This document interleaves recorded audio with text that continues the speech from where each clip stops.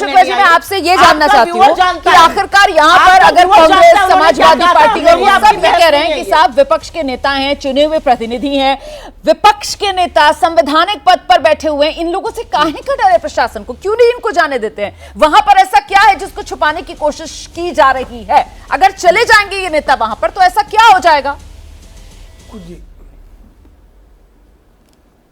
मुझे बताइए ना, उत्तराखंड में क्या हो जा रहा था कि वहां जो है प्रशासन, वहां पर आए बादल फटने के बाद भयंकर प्राकृतिक आपदा आई तो क्या छुपाना चाह रही थी सरकार? जरा सुप्रिया जी कृपा करके पता लगा के बता दे क्या छिपाना था। और राजधर्म का पालन तो राजीव गांधी ने नहीं किया था। जब 10,000 सिखों के नरसंहार पर राजीव गांधी ने अत्यंत जो है घृणित बयान दिया था, जब उन्होंने कहा था कि जब बड़ा पेड़ जो है गिरता है तो धरती हिलती है। इससे अधिक घृणित बयान भारतीय लोकतंत्र के इतिहास में 10,000 सिखों के नरसंहार के बाद किसी भी प्रधानमंत्री का, किसी का भी राजधर्म के पालन करने वाले व्यक्ति का नहीं रहा है।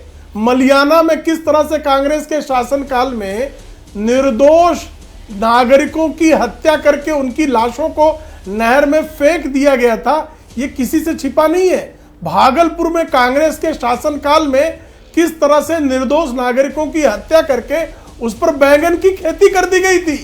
और इतिहास लेकर बैठेंगे तो कांग्रेस के लिए मुंह छिपाने के लिए इस देश में कहीं जगह नहीं है। और जब संभल में बाहर के किसी व्यक्ति की प्रवेश करने की स्थिति में वहां कानून एवं व्यवस्था की स्थिति को लेकर प्रश्न चिन्ह खड़ा हो सकता है का निर्णय है प्रशासन का, तो आज वहां पहुंचकर स्पेशल क्या हो जाने वाला है? ठीक है कि आज ही पहुंच जाना बहुत जरूरी है। ठीक है। तो ऐसे में जो है संभल में पहुंचने का जो रामगोपाल यादव जी कह रहे हैं, जिसका समर्थन समाजवादी पार्टी के सारे लोग कर रहे हैं, कि एक फोटो अपॉर्चुनिटी के अतिरिक्त कुछ नहीं है। और इस तरह की घटनाओं को, लेकिन खुद समाजवादी पार्टी भी तो जाना चाह रही थी वहां पर। अगर किसी पर अन्याय हुआ है, समाजवादी पार्टी का प्रतिनिधिमंडल वो भी तो निकला था जाने के लिए। वो भी आपको लगता है कि फोटो ऑप के लिए जा रहे थे? और अब अगर वो फोटो ऑप के लिए नहीं जा रहे थे तो फिर कांग्रेस पार्टी के लिए इस तरीके के शब्दों का जो इस्तेमाल समाजवादी पार्टी की तरफ से किया जा रहा है, जबकि दोनों के बीच तो इंडिया गठबंधन के तहत बड़ी दोस्ती है, फिर ऐसा क्यों? वो तो और पहले ही जा रहे थे माता प्रसाद पांडे, वो तो 30 नवंबर को लेकर जा रहे थे अपना प्रतिनिधिमंडल। कांग्रेस वाले तो फिर भी आज 4 दिसंबर को रामगोपाल जी दे सकते हैं या समाजवादी पार्टी दे सकती है? तो चलिए मनोज काका जी का रुख कर लेते हैं। मनोज काका जी, उत्तर तो रोमाना जी रामगोपाल यादव जी दे सकते हैं। हाँ, मनोज काका जी के पास ही जा रही हूँ, समाजवादी पार्टी की तरफ से हमारे साथ यहाँ पर बैठे हैं। बताइए मनोज काका जी, जब 10 दिसंबर तक रोक है वहां पर, तो 10 दिसंबर के बाद चले जाइए, एक तो वो ये कह रहे हैं। और राहुल गांधी के लिए फोटो ऑप हो गया, राहुल गांधी वहां पर जा रहे हैं, वो वहां पर पॉलिटिकल माइलेज लेने के लिए जा रहे हैं। और आपके नेता, मतलब समाजवादी पार्टी के नेता, उनमें सारी संवेदनाएं हैं, वो संवेदनशीलता के चलते वहां पर जा रहे हैं। ऐसा है मनोज जी? देखिए नहीं रोमाना, जब आप संवेदनाओं की बात करेंगी तो भारतीय राजनीति में और पूरे भारतीय क्षितिज पर अखिलेश यादव जी पहले ऐसे राजनीतिक व्यक्ति हैं जो कोरोना काल के पीड़ितों से लेकर आज भी उत्तर प्रदेश समेत पूरे देश में कहीं बर्बरता होती है तो लोगों के पीड़ित परिवारों को समाजवादी पार्टी मदद करती है। हम पहले ऐसे राजनीतिक दल हैं कि जिन 5 युवाओं की जान गई है उनके परिवारों को समाजवादी पार्टी ने 5-5 लाख रुपए का मदद किया।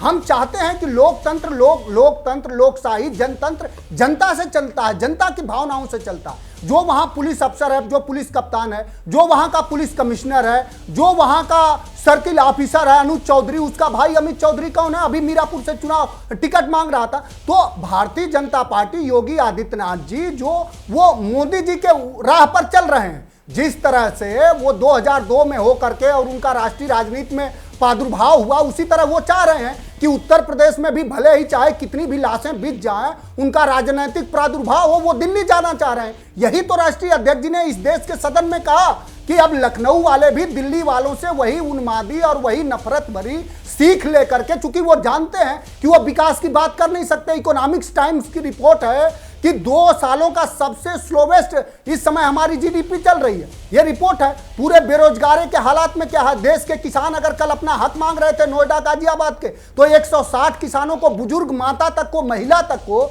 जो योगी आदित्यनाथ की पुलिस दरिंदों को नहीं पकड़ पाती, एक महिला किसान को भी कल जेल में ठूसते की तस्वीरें आई। आप भी देख करके मर्माहत होंगी और मैं भी, चूंकि मैं तो एक स्वयं भी साधारण किसान का बेटा हूं। हमारे नेता हमेशा लोकतांत्रिक प्रक्रियाओं में, लोकशाही की जो प्रक्रिया है वो पक्ष विपक्ष सदन सबसे चलता है। लोकतंत्र की परिभाषा क्या है कि democracy is the people for the people by the people है। तो सभी के जब वहां डेमोक्रेसी में अराजकता तो नहीं हो सकती ना। लोकतंत्र जो है वो नियम कायदे कानून से ही चलेगा ना। और ये संविधान ने अधिकार दिया है ना स्थानीय प्रशासन को कि हालात को देखकर वो फैसला ले सकता है जिले की सीमा में कौन आए कौन ना आए। और ऐसे में अगर 10 दिसंबर तक वहां पर रोक लगाई गई है तो फिर 10 दिसंबर के बाद चले जाइए, यही तो सवाल है। और सवाल यही तो है कि 10 दिसंबर से पहले जाना और ये जानते बूझते जाना कि जाने तो दिया नहीं जाएगा, कुल मिलाकर 2-2.5 घंटे के बाद वहां से वापस बेरंग लौटना पड़ेगा। तो ये सिर्फ और सिर्फ पॉलिटिकल माइलेज लेना नहीं है, सिर्फ और सिर्फ सुर्खियों में आना नहीं है, तो और क्या है। मैं जल्दी से जरा रोहित अग्रवाल का रुख करती हूं। लेकिन रोहित जी, यहां पर हम देख रहे हैं किस तरीके से समाजवादी पार्टी की तरफ से कभी संभल में जो हुआ वो योगी वर्सेस मोदी की लड़ाई बताई जाती है, कभी संभल में जो हुआ वो चुनाव में जी धांधली कर दी बीजेपी ने उससे ध्यान भटकाने के लिए। मतलब यहां पर इतने अनगिनत कारण बताए जा रहे हैं और फिर ऊपर से पटक ये कि हम संभल जाएंगे और हम पता लगाएंगे कि संभल का सच क्या है। रोहित अग्रवाल।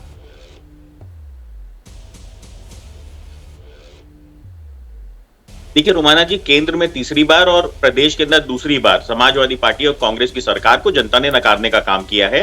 यही शायद इनके अंदर जो एक बदहवासी है वो यही बदहवासी है जिसकी वजह से ये कहीं ना कहीं हिंदू मुस्लिम को लड़वा के उनके भाईचारे को तोड़ने का काम करना चाहते हैं। अभी समाजवादी पार्टी के प्रवक्ता बता रहे थे कि उनकी पार्टी ने 5 लाख रुपए प्रति युवक को दिए हैं संभल के अंदर जिनकी जाने गई हैं। बहराइच में जो रामगोपाल मिश्रा मारे गए थे उनको कितने रुपए दिए? यहीं पे आपको डिफरेंस समझ में आ जाएगा कि ये राजनीति कर क्या रहे हैं। कांग्रेस की प्रवक्ता मुझे ज्ञान दे रही थी कि भाजपा के साथ मिलने के बाद हमको हिंदू मुस्लिम अलग अलग दिखाई पड़ने लगता है। मुझे लगता है इनकी जानकारी में नहीं है कि माननीय जयंत चौधरी जी द्वारा भाईचारा जिंदाबाद का नारा देके और चौधरी अजीत सिंह जी द्वारा मुजफ्फरनगर दंगों के अंदर जो खाई बनी थी हिंदू मुस्लिम के अंदर उसको पाटने का काम किया था खुद की राजनीतिक जमीन को सैक्रिफाइस करके। तो इसलिए कृपया करके हमको हिंदू मुस्लिम का ज्ञान मत दीजिए। हिंदू मुस्लिम का अगर ज्ञान देना है तो उन 5 जो युवा मरे हैं उनके परिवारों को जाके उनकी हालत को देखिए। उनके घर के ऊपर प्लास्टर नहीं है और आप उनको दंगों की आग में छोड़ देते हैं धर्म के नाम पे। रोहित जी आपने बहुत सॉलिड पॉइंट रखे, लेकिन एक मेरा छोटा सा सवाल सुन लीजिए ना। रामगोपाल मिश्रा, आपने कहा कि समाजवादी पार्टी की तरफ से वहां पर मुआवजा क्यों नहीं दिया गया? वहां तो यूपी सरकार ने मुआवजा दे दिया, वो भी 10 लाख रुपए का। और यहां तो जो पीड़ित पक्ष है उससे मिलने के लिए कोई भी सत्ता पक्ष से गया ही नहीं। आप लोग सहयोगी दल के नेता हैं, आप में से भी कोई वहां पर नहीं गया।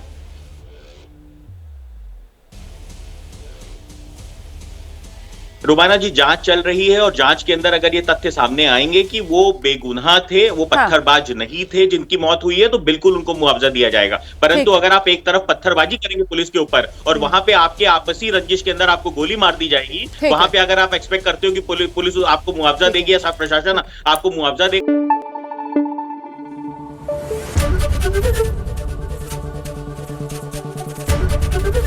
एबीपी न्यूज आपको रखे आगे।